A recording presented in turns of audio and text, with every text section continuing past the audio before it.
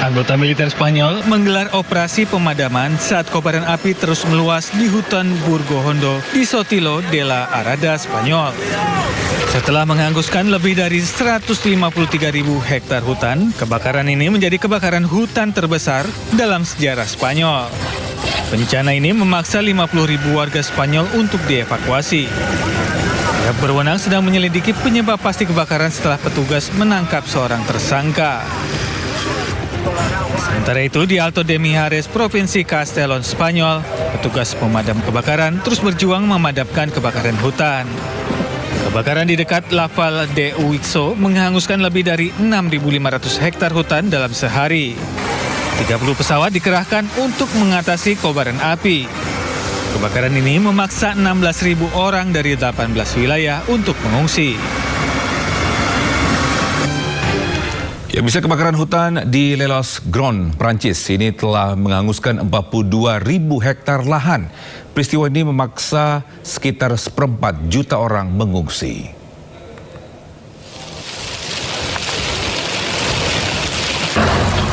.500 petugas damkar dikerahkan untuk memadamkan api yang melalap lahan dan permukiman warga di Bordeaux, Prancis.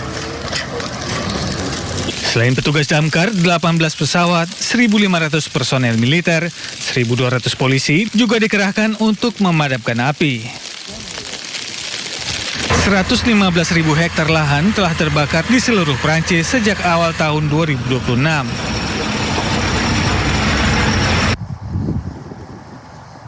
Sejumlah relawan berjibaku memadamkan bara api usai kebakaran melanda Giron, Prancis. Setidaknya 250 rumah telah hangus terbakar di seluruh Giron. Kebakaran di Giron juga menghanguskan 42.000 hektar lahan. En fait, on arrose les tourbes pour éviter que ça reparte. Donc on essaie de faire tout le tour du point qui a brûlé là. Parce que si vous faites rien, qu'est-ce qui se passe? Bah, ça peut continuer à prendre et puis embraser la forêt qu'il y a derrière. Sebanyak 175 rumah di kota La Porte, Bordeaux, Prancis hancur usai kebakaran melanda wilayah ini. Akibat bencana ini, 250.000 orang di Prancis terpaksa dievakuasi. Pemirsa, topan Nol menerjang kota Huizhou, Provinsi Guangdong, China. Peristiwa ini pun membuat aktivitas warga terganggu. Ya, topan Nol membawa hujan lebat, angin kencang dan gelombang laut tinggi menerjang kota Huizhou dan seluruh provinsi di Provinsi Guangdong, China. Sejumlah rekaman video menunjukkan hembusan angin kencang dan hujan deras menerjang berbagai lokasi termasuk fasilitas pembangkit listrik. Menurut pihak berwenang, topan Nol yang ke-12 tahun ini mendarat di Huizhou sejak Minggu pagi, membawa cuaca buruk ke Guangdong dan Provinsi Fujian.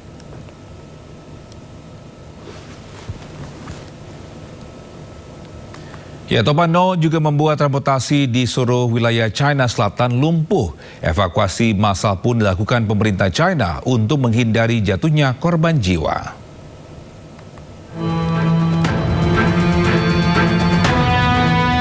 Pemerintah China mengaktifkan respon penanggulangan bencana nasional setelah topan Nol menghantam Provinsi Guangdong. Topan yang membawa hujan deras disertai angin kencang membuat seluruh transportasi lumpuh di seluruh China Selatan. Lebih dari 800 penerbangan dibatalkan, sementara para penumpang menunggu di dalam gedung terminal bandara untuk berlindung dari topan.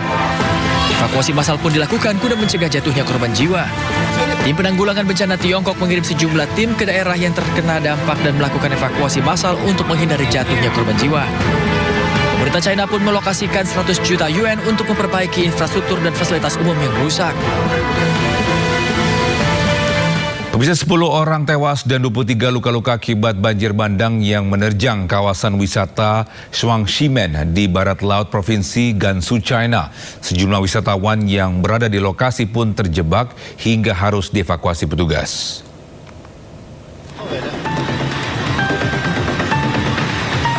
Rekaman video menunjukkan air banjir menerjang lokasi wisata Shuangximen di barat laut Provinsi Gansu, China. Tim penyelamat melakukan pencarian di area terdampak untuk memandu para pengunjung wisata untuk dievakuasi ke tempat aman. Sedikitnya 10 orang tewas dan 23 orang lain yang mengalami luka-luka saat banjir bandang menerjang kawasan wisata Shuangshimen, Provinsi Gansu, China. Peristiwa ini pun membuat sejumlah wisatawan yang berkemah di tepi sungai terjebak banjir. Sebanyak 247 orang dievakuasi, sementara korban luka dibawa ke rumah sakit di seluruh wilayah tersebut. Pihak berwenang China menjelaskan banjir bandang terjadi akibat curah hujan lebat di hulu sungai di kota Huichuan.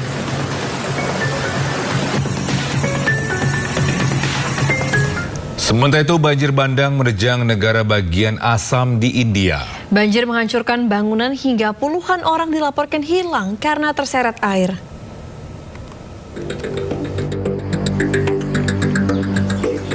Banjir bandang dahsyat telah menghancurkan distrik Sivasagar di India, merusak properti dan meninggalkan jejak lumpur dan puing-puing di negara bagian Assam Timur Laut.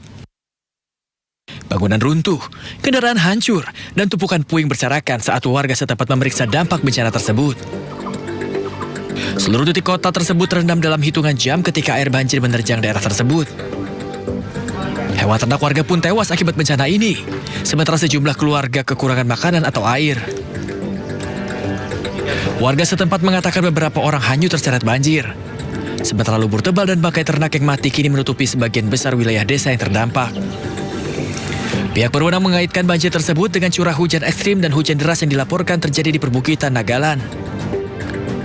Menurut Otoritas Manajemen Bencana Negara bagian Assam, hampir 655.000 orang masih terdampak di 6 distrik.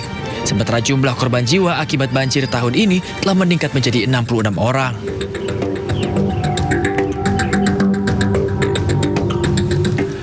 Pemirsa, 45 orang berhasil diselamatkan setelah sebuah kapal kargo Vietnam tenggelam akibat cuaca buruk Laut China Selatan. Inilah awak kapal kargo Vietnam yang terombang-ambing di Yongsu Reef, Laut Cina Selatan. 29 orang kru kapal kemudian dinaikkan ke atas kapal penyelamat Tiongkok. Sebelum tenggelam, kapal Khoi Nguyen 18 Vietnam diketahui membawa 62 orang kru. Operasi lebih lanjut meningkatkan jumlah orang yang diselamatkan menjadi 45 orang. Petugas SAR masih mencari 17 orang lainnya yang hilang.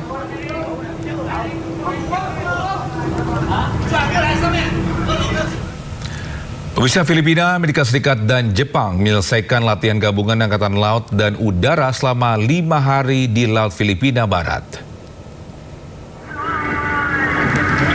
Kapal perang Filipina, Amerika Serikat, dan Jepang berlayar dalam formasi selama kerjasama maritim multilateral ke-17 yang diadakan 21 hingga 25 Juli 2026. Menurut Angkatan Bersenjata Filipina, latihan ini mencakup pengisian bahan bakar di laut, operasi helikopter, dan pengawasan maritim yang melibatkan ketiga negara.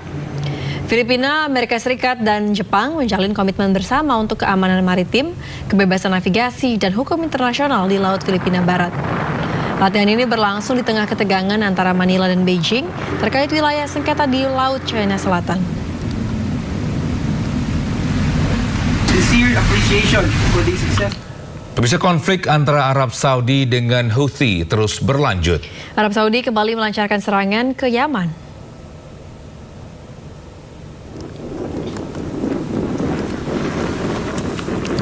Ya, pasukan Houthi di Yaman berhasil menembak jatuh sebuah drone Akinci buatan Turki. Drone ini dioperasikan oleh Arab Saudi. Drone jatuh dan terbakar di wilayah padang pasir Yaman. Drone Akinci ini merupakan pesawat tanpa awak berteknologi tinggi dengan nilai sekitar 20 juta dolar Amerika Serikat.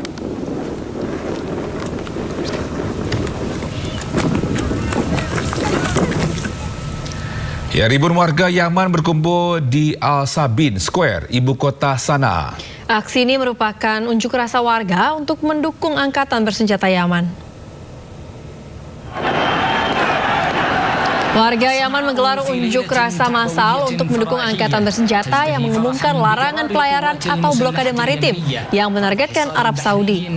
Aksi ini terjadi sebagai balasan atas blokade dan serangan udara yang dilakukan oleh pihak koalisi pimpinan Saudi terhadap Bandara Internasional Sanaa, Yaman. Blokade ini akan mengancam jalur pelayaran vital Selat Bab al-Mandeb, tempat lalu lintas minyak mentah dan perdagangan global melintasi terusan Suez. Juru bicara militer Yaman, Jenderal Yahya Saree menyatakan bahwa blokade laut bagi kapal-kapal terkait Arab Saudi akan segera berlaku.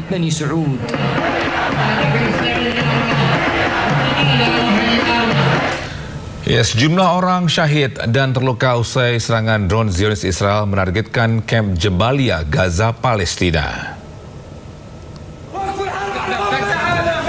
Warga dan petugas medis berusaha secepat mungkin membawa korban genosida Israel ke dalam rumah sakit di Gaza. Para korban diketahui diserang drone Israel saat mengendarai motor di kamp Jabalia, utara Gaza.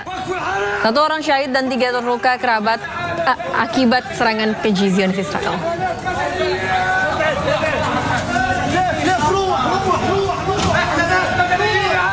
Pemirsa, Masjid Al-Rahmah di Kusra, Selatan Nablus mengalami kerusakan akibat dugaan serangan pembakaran oleh pemukim Israel. Insiden ini terjadi di tengah rentetan kekerasan antar pemukim di tepi barat bagian utara. Masjid Al-Rahmah yang masih dalam tahap pembangunan di kota Kusra, Selatan Nablus, rusak akibat terbakar. Dinding menghitam, barang-barang terbakar dan puing-puing berserakan di lantai masjid. Masjid Al-Rahmah ini diduga dibakar oleh pemukim Israel. Warga menuding serang pemukim semakin sering terjadi. Mereka mengaku rumah dan harta benda kerap menjadi sasaran. على صوت غريب طلعت على البلكونه هنا انا ساكن هنا في الدار هاي بحرت هذا النار مولعها شايف لما طلع الحريق انا والله فكرت اعرف اول شيء لما بحرت لو في كتاب في الابري هنا في ورا التنك كان عندنا كنا ما حكي في ما حكي احنا مش متريحين احنا مش متريحين يعني فيش يوم الا بصير عندنا مشاكل هان في هان بؤر استيطانيه هالساعة من بوريك اياها بيطيحوا منهن ما بخلوناش في حالنا اخوي ساكن هنا شايفه سرقوا له عنزات وسرقوا له تنك ميه وروح المثل عشاك امبارح. Militer Israel menyatakan tengah menyelidiki insiden tersebut dan mengutuk aksi perusakan tempat ibadah. Sementara itu, ketegangan di wilayah Nablus terus meningkat setelah bentrokan yang menewaskan dan melukai sejumlah warga Palestina maupun Israel. Pemirsa, Mercy Indonesia menyalurkan bantuan 180 paket daging kepada staf Mercy Indonesia Medical Center di Al-Mawasi, Han Yunis, Gaza. Bantuan ini merupakan bentuk dukungan dan apresiasi kepada tenaga kesehatan yang terus memberikan layanan untuk masyarakat Gaza, Palestina. Setiap staf menerima 3 kg daging dengan harga 35 shekel atau sekitar Rp204.000. Setiap hari, staf Mercy Indonesia Medical Center di Al-Mawasi, Khan Yunis, Gaza melayani 1.000 hingga 1.200 pasien.